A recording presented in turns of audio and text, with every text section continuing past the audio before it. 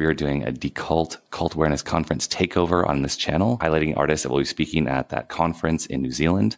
Today, we have a very special guest, Anusha Bradley. She's an investigative journalist in New Zealand. She works for Radio New Zealand, regularly writes about topics you might expect: mental health care, environment, modern slavery, government oversight. But she spent most of 2023 working on the topic of Jehovah's Witnesses in New Zealand, producing features, news stories, and a podcast, examining the impacts of shunning, which our film Witness Underground talks deeply about. And also she gets into the church's practices and policies around child sex abuse, which is a huge topic. How are you doing, Anusha? I'm really well, thank you. What is your connection to it, and why was that an important topic of 2023? Yeah, look, I have to admit that I did not really know anything about the Jehovah's Witnesses before the end of 2022. So I was approached just kind of out of the blue, really, by a couple of young former Jehovah's Witnesses who had recently left the church. They were from a small town or a city, really, in Hamilton, which is in the middle of the North Island, New Zealand. And they called me up and said, look, we really want to tell you about the Jehovah's Witnesses and what we went through. And I was like, well, okay, I didn't really know much about the religion. I knew that they went door knocking and preaching. I knew that they didn't like blood transfusions. And that was pretty much the extent of my knowledge about the religion. As I talked to them several times. I went and visited them and I got to know them really well. And I learned their story and what they went through. And then I learned about the impact of shunning, how it really, really had a catastrophic impact on their lives. Then I started talking to other people who had left the church. And the more I talked to people, the more I realized this was huge. And how did we not know about, how did the general public not know about this? I looked at overseas stories. There's been a wealth of stories written internationally about shunning, the impact on human rights. There's been lots of court cases even internationally, but really little had been done in New Zealand. We only have about 20,000 Jehovah's Witnesses in New Zealand, so it's a small population. But everyone I talked to had a traumatic story, whether it was being shunned and just not having any family left. They described it as the death of their entire family and community, or being abused, and not being able to talk about it, it being not acknowledged and having to hide it. And that took me down a separate path into how the church deals with child abuse. So, it was a fascinating topic to explore. And I hope that through my series of stories that I published last year, that the aim was to raise awareness. And it came at a really interesting time in New Zealand because the government had launched an independent Royal Commission of Inquiry into Abuse and Care. That's been going since 2019. And that's looking at people who suffered abuse at the hands of state care. That was then expanded in, I think, about 2020 to include all faith-based institutions. And the Jehovah's Witnesses were part of that, were included. And many, I think dozens of Jehovah's Witnesses gave evidence to the Commission about how they were treated in the religion when it came to abuse. And that final report is due to be released in the next few months. So we're all kind of waiting to see what this independent commissioner is going to say about the Jehovah's Witnesses and how they, I guess, systematically treat or cover up child abuse in the church. It's still really relevant. There was one quote from one of your articles I read that said, this is the quote, "The Jehovah's Witness faith is the only group to oppose being involved," which is an interesting point. Like, it almost screams like, hey, we have a problem, like, don't look at us. What is your opinion on that? So a lot of the churches that were involved in the Commission, the Catholic Church, many, they all voluntarily have joined and the Commission and agreed to be scrutinized by them. Last year, the Jehovah's Witnesses launched a court case, actually, saying, we want to get out of the Commission. We have no part of this. We have no right to be scrutinized because we don't have children in our care. We don't have vulnerable people in our care. And they were referring to bricks and mortar kind of institutions. The Commission pushed back against that, and the court agreed that actually they did have people in their care, and care as in pastoral care. So that went all the way to the High Court, actually, and last year the court agreed that they did have to take part in the commission of inquiry. So it's been really interesting times, and I think rightly, as you say, why don't they want to take part in it? It's sort of it raises a lot of questions about, why they don't think they should be included in this. Yeah, and it's something for the health of the entire country. Absolutely. All these different organizations are included in this investigation. Like, let's try to find out what's the problem right now in our society today. And they're like, no, you can't look at us. From my dealings with the organization, it was very hard to get answers from them. From the active members.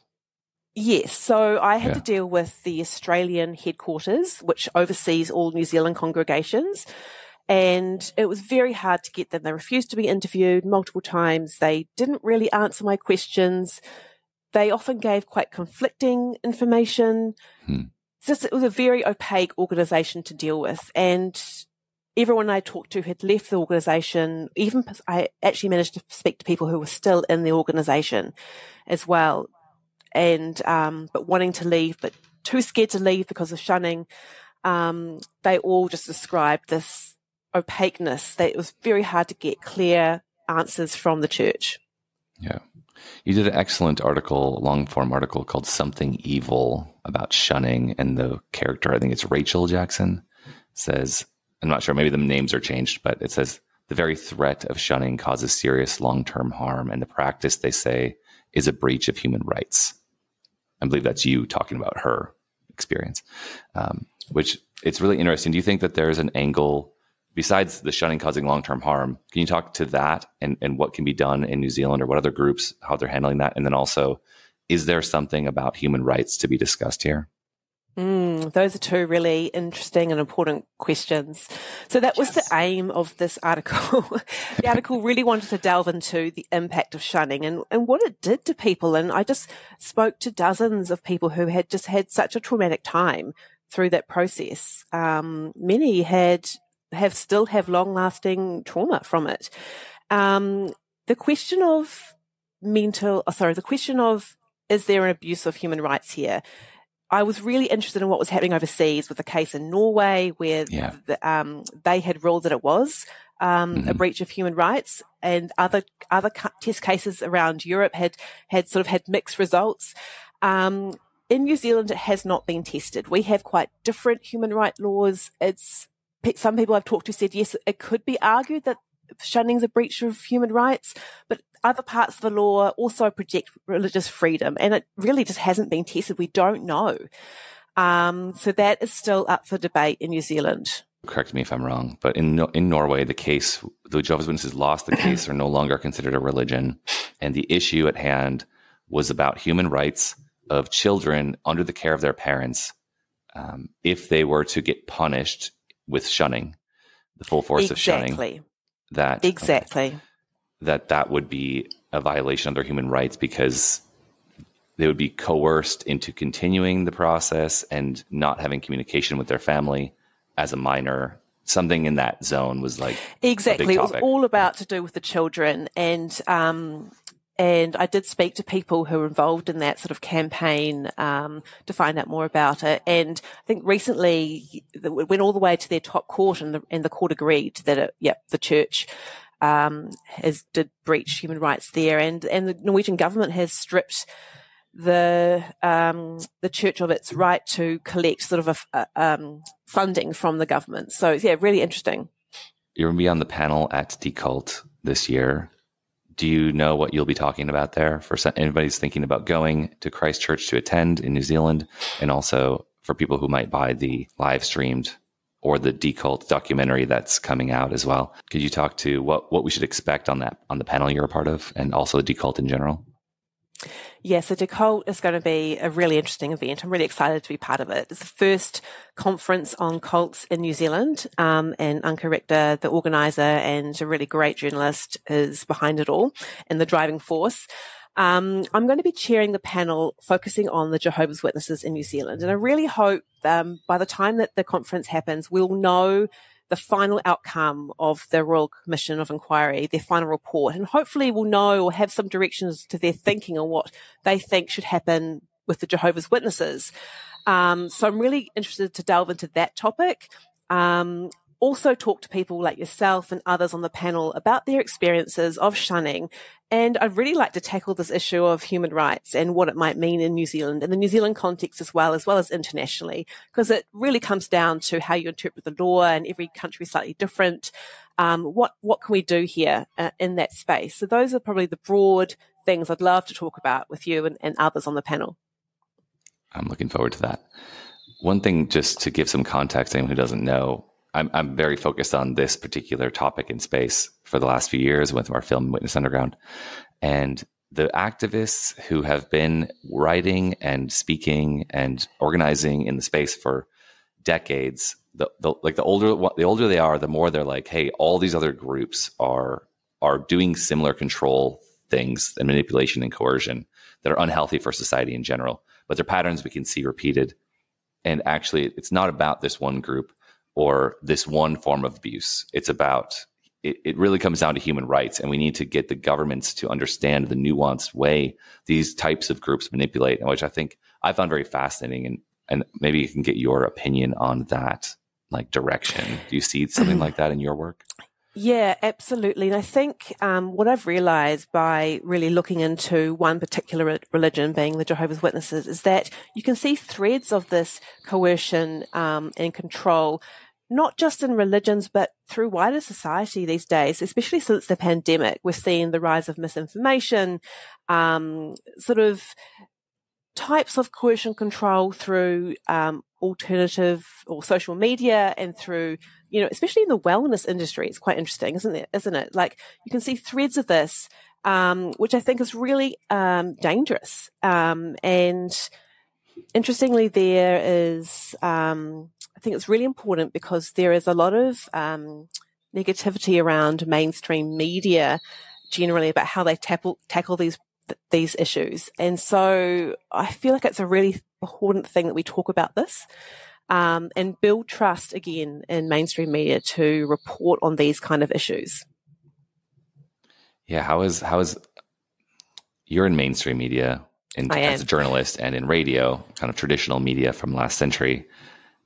How has the rise of social media, YouTube, how has that affected your work and dissemination of valid information?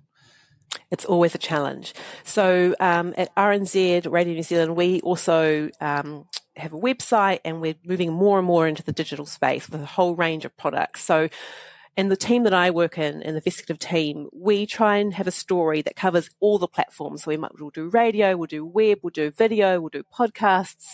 And that's a really great way of getting our stories out there, because what matters is the storytelling, and then we can adapt it to different platforms.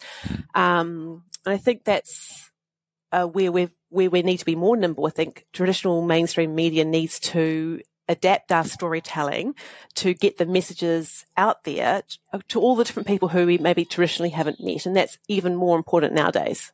Did you learn anything where you could draw some comparisons to what was happening in Australia with the Australian Royal Commission? Yeah, so that was really interesting. So the Australian Royal Commission did a big study on the Jehovah's Witness there, which came out, correct me if I'm wrong, I think it's 2016 or 2018, so quite a while ago now. And they actually, the Commission in Australia really focused on a redress, like an apology system and a redress system, which I think has had mixed results in terms of the Jehovah's Witnesses. So I'm really interested in finding more about how that's worked in Australia and what New Zealand can learn from that in terms of the Jehovah's Witnesses here. The Commission in Australia was able to access thousands of documents from the Jehovah's Witnesses, and they were able to find out that there had been, I think, thousands of victims of sexual abuse which had never been reported to the police. I don't know what the Commission in New Zealand, I don't know if they did something similar or what their approach was. It's really, we haven't been given a lot of information about what they're doing about the Jehovah's Witnesses, or what kind of information they've got from them. The fact that the Jehovah's Witnesses in New Zealand took the Commission to court to get out of that scrutiny suggests that maybe they haven't been so forthcoming with some information. We really be really interesting to find out and read that final report and see what is has been addressed here in New Zealand compared to Australia, for sure. When I started doing my research for my film, Witness Underground, I started following every activist that popped up or that I found. And most of them on YouTube, but there's a lot of other places and podcasts and blogs. And something came out right during the Royal Commission around that. It was a couple of years after the results came out. And that had a huge effect on the former Jehovah's Witness community, those reports. But there's always someone who's leaking information. There's some elder inside, or they call them physically and mentally out. So they're like PMO, they call it, physically and mentally out. And they might stay in to maintain their relationships, but also they're playing both sides like a spy information in the information wars. So there's always the governing body of Jehovah's Witnesses sending out documentation to the next hierarchy, and then they send out the thing to the next hierarchy. So elders would get this packet of information every once in a while. And one of those things that was leaked was, hey, this letter was sent to all congregations in the entire world. And it was right after the Royal Commission, and it said something like,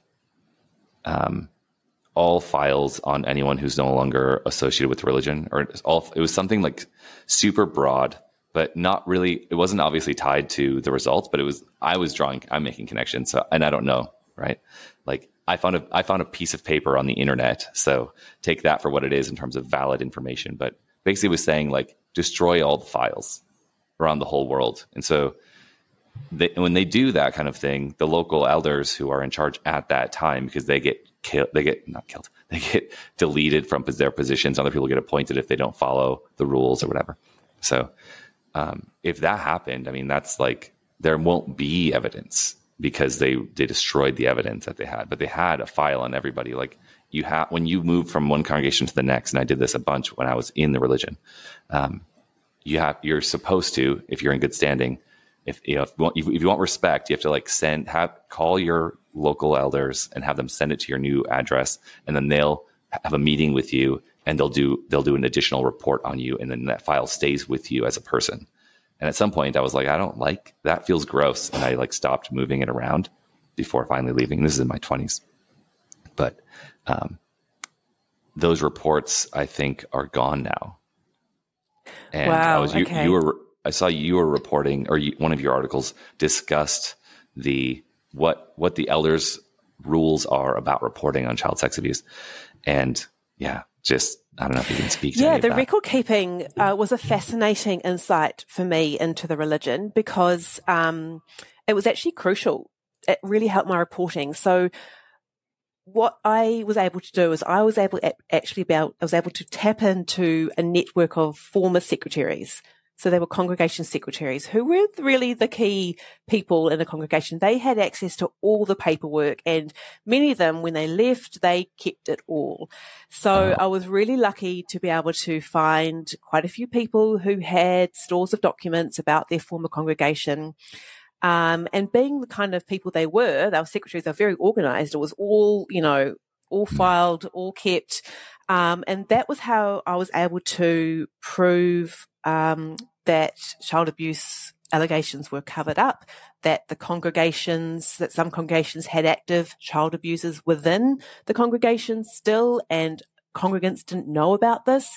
Those documents were really crucial. And the document you're referring to, which came out, I think, days after that Royal Commission report, was very vaguely worded, but insinuated that, yes, documents should be destroyed. The Royal Commission in New Zealand issued a moratorium saying, do not destroy anything. But then, how are they going to know? We don't know. We just don't know. Yeah. And I did hear allegations that documents were destroyed. It's very hard to prove. But yeah, it's very concerning that some people I spoke to who are still in the organisation, who are still congregants, they know of child abusers who are in the congregation. They know harm they have caused, but they also know that documents about what they did has been destroyed. So it's a really troubling and quite fascinating, but also very disturbing kind of aspect of the religion, for sure. Yeah. To give some personal angle on that, the congregation I grew up in, I had multiple people tell me that they had been abused, but they were telling me as a young teenage boy about this, and I didn't know what to do. And there's a crazy secret keeping aspect to a very Orwellian structure to the society. And almost like playing therapy in that situation and not knowing what that means and knowing that therapy is bad. And, there's all this complexity to it, but also later found out that the first person I worked for in the religion, the wife had been abused as part of a child sex ring. And all those people one of them had gone to jail, but like, it was like a whole group of men who were in charge of this group of like doing things to kids. And one of them went to jail, and found out years later, we didn't know that then, but I found out years later that one of those guys was like, we grew up with him and in our congregation, and everyone in the congregation knew that he had just been relocated to our congregation to hide and to like kind of diffuse the drama of the child sex abuse problem. And our family had just joined. So my parents raised us 5 kids around a pedophile our whole lives, and no one said a word about it. And they all knew. And since now that I'm like out of the religion and I'm talking to people all over the world about this topic, I have not yet met someone who didn't know a pedophile or didn't know someone or didn't have a pedophile in their congregation. So it's like, and Australia is such a great example of doing great investigation that is kind of really peeling back the layers and showing us what's real, because they found 1,006 known named perpetrators with more than twice that of victims. So on average, like 2 victims per perpetrator, and none of them were ever reported. So that's just one country on a global religion. And Pennsylvania's coming off, New Zealand's coming up right now with their investigation and finding real problems, finding real people, convicting real criminals. I think the key to that is that what I realize is that the systems and processes and policies of the Jehovah's Witness religion, they're globalized. So they all follow the same processes. They all have the same policies. They're all dictated from the headquarters in the US. So if that happened in Australia, it's very, very likely that a similar situation is in New Zealand and elsewhere, because they all follow the same processes. And that was a real eye-opener to me. And I guess when I started looking into the child abuse policies, that was in the back of my mind, thinking, okay, I know what's happened in Australia. By the fact that they follow the same policies and processes, this must be the same case in New Zealand. And so I really wanted to try and prove that. I obviously couldn't, but that was in the back of my mind with my reporting and what I wanted to show, especially at the time the church was trying to get out of the commission as well. So it felt really important to try and prove that this was an issue here as well. Yeah. Fascinating. Thank you for doing work. I was curious if you had any affiliation with religion. You've cleared that up, that you're had no knowledge and you entered and learned about this. And that's really valuable to people in that group, myself included, because it feels like nobody's paying attention to this bigger problem. And my focus has been on shunning, but it's very personal. So thank you for putting the time in and doing valuable work for the community, the global community. Thanks. Yeah. Thank you. Thank you for coming on the channel. Can you give any final words about Decult and how important that is for New Zealand? Yeah, it's going to be a fascinating conference, fascinating couple of days. We've got a range of topics, a range of international speakers about cults and deculting. And I think it's a really interesting opportunity. It's the first time a conference like this has been held in New Zealand. And it's a really good opportunity for people who work in the mental health sector, who are survivors, who maybe government agencies that need to be aware of these issues, to come together and learn and talk and connect. I'm really looking forward to it. I'm really looking forward to meeting people and seeing the connections grow. Excellent. I'm looking forward to meeting you there. Everyone come down to Decult if you can make it to Christchurch. And if you can't, buy the ticket for the live stream. Pay attention to the Decult conference and we'll see you there.